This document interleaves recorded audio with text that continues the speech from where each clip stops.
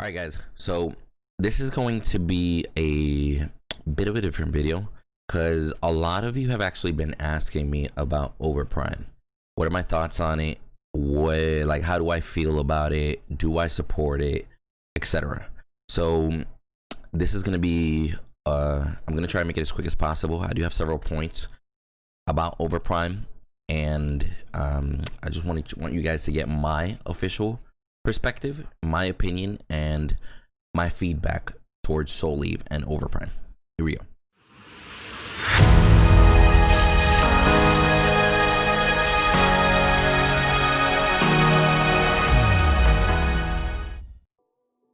All right, so first of all, let me start off by saying that I used to be a huge supporter of Overthrow back with Rocket Mania.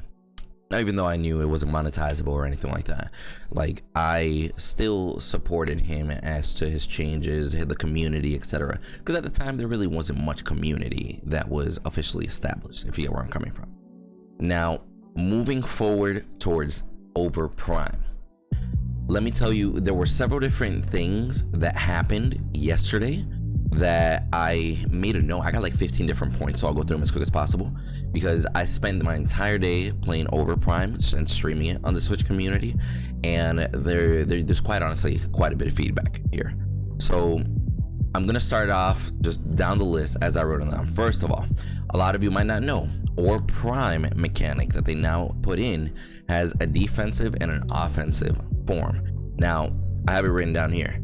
Offensive, if you dunk it in the offensive portion in Overprime, you now get like a new Rift Herald sort of deal with Overprime. Overprime literally spawns on mid lane and pushes mid lane. Super OP, super broken. It was kind of funny to look at, to be honest with you, but at the same time, I definitely didn't like it personally. Some of you might though, but who knows. So that's definitely something that they implemented there. And then if you dunk it on the defensive side, you don't get inhibitors back, but you get the prime buff.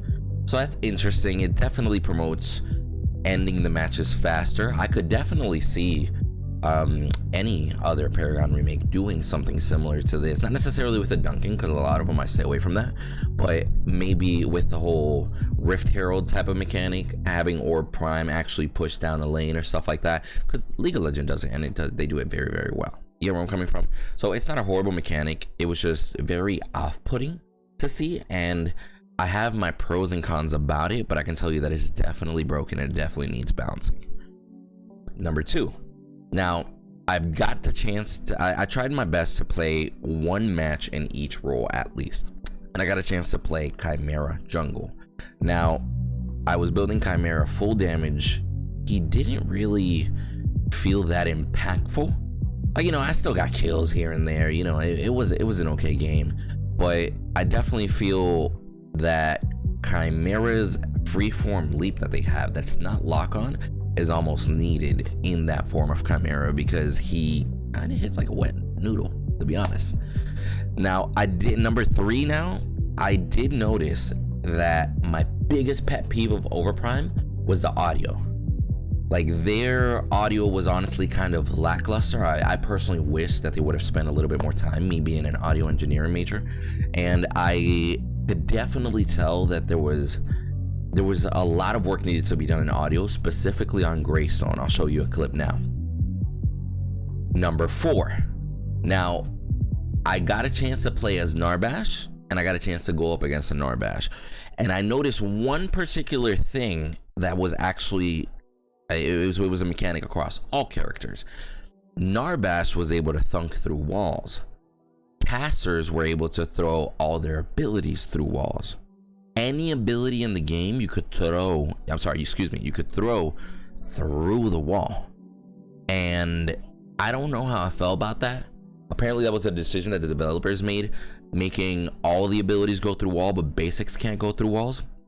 So basics, you still need to keep line of sight. It's interesting.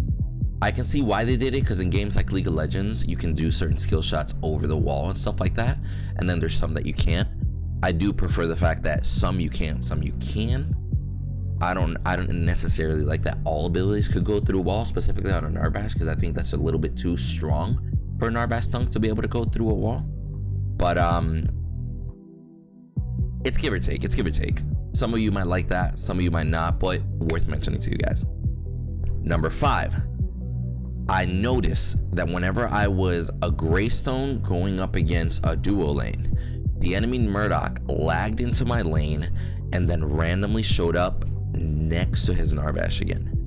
So I'll show you guys a clip of that too, but that to me leads me to believe that there might be some network stability issues going on. I don't know if it was just that one individual. I don't know if it was their servers, but I have been reported by the community that ever since the Monolith update, that Monolith map has actually brought up a lot of instabilities as far as FPS, connections, servers shutting down and stuff like that. Now, that is something that they're working on. We'll get into that little detail here towards the end of these points. Number 6, animations seem to work. Honestly, like the animations seem to work. The animations were fluid. The animations were there. Were they the prettiest? That's going to be subjective. Some of you might love the way they look. Others might hate the way they look. But I can tell you that every time I casted an ability, no matter what the character was, the ability came out as intended. The ability looked as intended. I did not have a single issue of an entire day playing through Overprime. Number 7. Number 7. Now, the match times weren't bad. The match times were actually an average, I would say, of about 30 minutes. Somewhere a little bit less, somewhere a little bit longer, but the match times, they weren't bad. You could definitely, if you got a few hours to play, you could definitely get several games in if you're wanting to play Overprime. Now, number 8, I did notice that the queues just to get a match going, and I was using for the East Coast, the NA server, East, I did notice that it was about 15 to 30 minutes of a queue to actually get the match going, which leads me to believe that there are not enough people playing this game right now.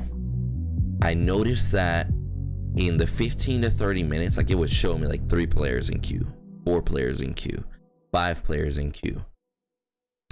The game was pretty dead. Now, I was told by the community that this has a lot to do with that Monolith map update. Like you could easily get like 50 to 100 players at a time before this last update, excuse me. And I was told that on a regular basis you could find games back to back, like maybe 5-10 minutes tops, you get me? So it seems to be something that is caused because of the instabilities, but it also seems very ill-timed because they're having instabilities and they're losing player base at the exact same time that Fault Early Access Weekend is happening, and at the exact same time that Predecessor second alpha is happening. So it's very, very ill-timed, to be honest. Very dangerous for Soul Eve. Now, number 9. Map collision isn't the best. Now, several times I ended up running into a scene like invisible walls. I was just running into the terrain, or like sinking into terrain at some parts. It actually seemed to happen often as I was playing. I was Chimera. I had a freeform leap. I was actually able to leap on top of a wall and stand there as Chimera where nobody could reach me. And basic attacks don't go through walls, so it's like the ADCs from way down there weren't able to hit me. So the map design, it's basically made to mirror Monolith, mirror Legacy, like it looks identical, and it still needs work, to be honest. It still needs work. Now, I do want to mention one thing, and I was actually shocked for number 10. I actually ran into toxic players, which can happen. You know, it's a MOBA. We're used to it. Toxic players are dime a dozen, right? But when you run into a player that genuinely makes somebody rage quit, it's one of those experiences that as a new player you can't forget, right? And I was coming into this test with the mindset of, hey, I'm a new player, I'm playing Overprime for the first time ever, these are my thoughts, how do I feel about it?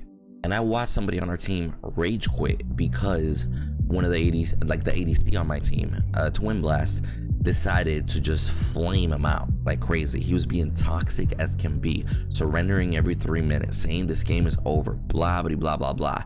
Sadly, that individual was in every single one of my matches the entire day, and it did not stop, right?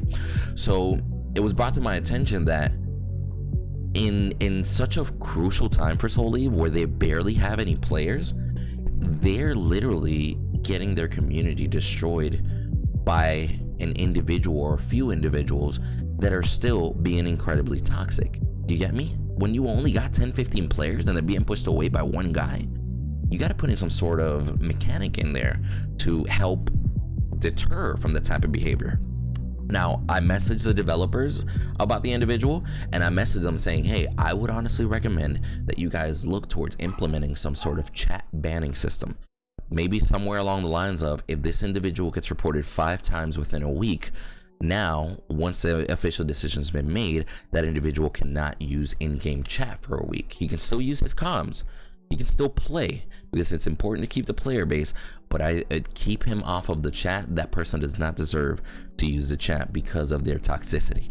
Maybe that'll change later, or maybe they'll just get banned again. Who knows? But it's important for all of these remakes, all of them, not just Overprime, Predecessor for all of them. It's important to protect your community, especially when it's small and fragile like it is right now.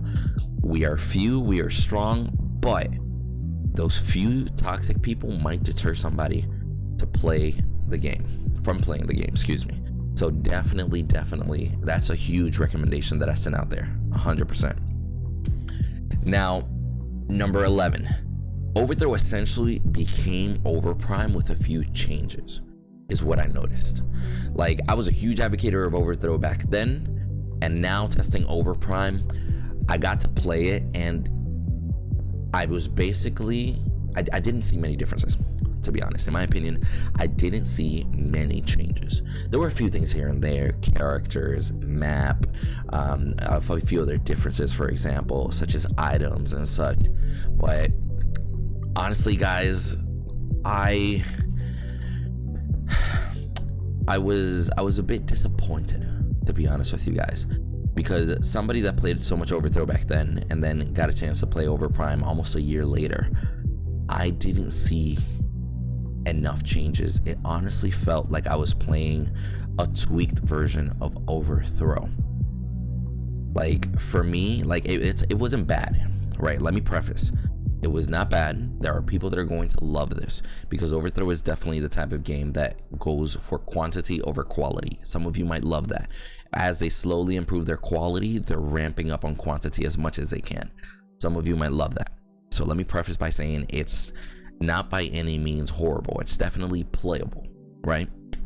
But in my personal opinion, the way that I've seen some of these developers, like, you know, Meta Studios or Strange Matter Studios, just to name 2, the way I've seen them implement changes and grow from it, I honestly was almost like expecting similar growth, or at least, you know, substantial growth, and not playing Overthrow for a year and coming into Overprime. And the fact that I just saw more characters, more items, new maps was the bulk of the upgrades. But the experience, the feel, the animations, the graphics were like, the visual graphics, they were improved a little, but everything was basically saturated by content, not quality. And I was a bit disappointed, but I understand that's more than likely the actual avenue that they're taking, the actual path that they're trying to follow, and go from there. Now, the game, which leads me to number 12, the game definitely feels like something's missing. When you play it, it's hard to pinpoint it, but that feel isn't 100% there, in my opinion. Like, and it really comes down to the fact that if you rather just go for mechanics and quantity, you'll love Overprime.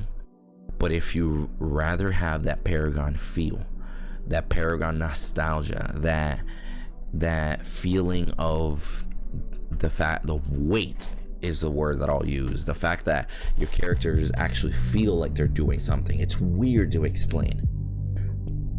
Overprime isn't quite there with that yet, and I definitely feel that if people get their hands on Predecessor or Fault, they might lean towards those two above all, because a lot of people prefer quality over quantity. Now, I did like, and this is another feedback for Soul Eve. If Soul Eve wants to make this project succeed, they need to start by, one, protecting the community, because that's important. Like I was talking about, like that's a necessary. And they should focus on the quality of the content as opposed to so much actual quantity of content. Like, it's important to have a balance. Keep producing content for sure. That's gonna keep people drawn in, but don't settle for like a set amount of quality and then slowly improve it along the way. You get me? Like, even if it's like a 40-60 split, if that's what they prefer, I rather that than like a 20-80, which is honestly what it feels like right now, to be honest. Number 14. Now, about those instabilities that we mentioned earlier. So one thing that I noticed here, Monolith was added on 7/10, on the 10th of July. 5 days later, when I tested yesterday, 7/15, there was still no hotfix. They did mention that they were working on the hotfix. Now, for me, just the phrase hotfix seems a little misleading here, because, for example, I'll use Fault as an example here. When Fault was having instability issues during their first alpha, what they did is they released a hotfix overnight. Their team was working 8 hours straight. The next morning, hotfix was done, instabilities fixed. You get me? That's a hotfix. If somebody's waiting basically a week for something to get fixed, that's not a hotfix. That's a patch. That's just a patch that you're taking your time to fix and then releasing it, right? So I'm very, I didn't like the fact that it almost felt misleading when they were saying that the hotfix is coming ASAP. And, you know, it's been 5 days and not even the quickest little patch, not even the quickest little hotfix. Hey, maybe this works. So I would very, very much rather them say, hey, we're working on a patch to release that as soon as possible, instead of the term hotfix, personally. But that's just pickiness, right? And then 16. Now, this is a huge one. They included a launcher for you to update your game. So now it can auto update. That's huge. No longer having to grab files and everything. That's amazing. I love that. But installing that launcher is definitely still not the easiest. I followed the link to their website where the folders were there. I tried to download them all. The website would not let me. I tried to download individual files. Even then, website would not let me. I had to contact Rocket Mania himself, since we're still actually pretty good friends. I had to contact him, and he had to help me troubleshoot and work through actually downloading the game and installing it. Now, the fact that I went through that as a first-time person downloading Overprime was not a good experience, and unfortunately I have to report off of my experience. I don't know how many people are going through that same issue. I don't know how many people honestly might not play because they're struggling to download, or because it might be complicated or anything like that. I definitely hope that if they want to proceed and bring more people in, they literally need to get that going. Like some sort of official launcher, download, install, bam, it's there. You get what I'm saying? They definitely need to make that easier. Because right now with Fault and Predecessor, they're literally both on Steam, guys. You literally hit install, hit play, you're done. That's it. Steam handles everything. That's something that they really, really need to better. So yeah, so basically, conclusion. Was the game horrible? No. It's a work in progress, right? Will people like it? I'm sure some of you will. It's definitely quantity over quality. That is my preference. Like right now, if I had to show a chart, I would say Predecessor is quality over quantity, and then Overprime is quantity over quality. And Fault is by far the best balance that I've seen of quantity and quality. Now, the hope is that they all continue to improve. The hope is that they all continue to grow. The real thing is going to come down to, in my opinion, marketing strategy. Who is going to draw the people? Who is going to retain the people? People can shift at any time. Which one of these projects is going to be able to rise? If you guys love quality, Fault and Predecessor are for you.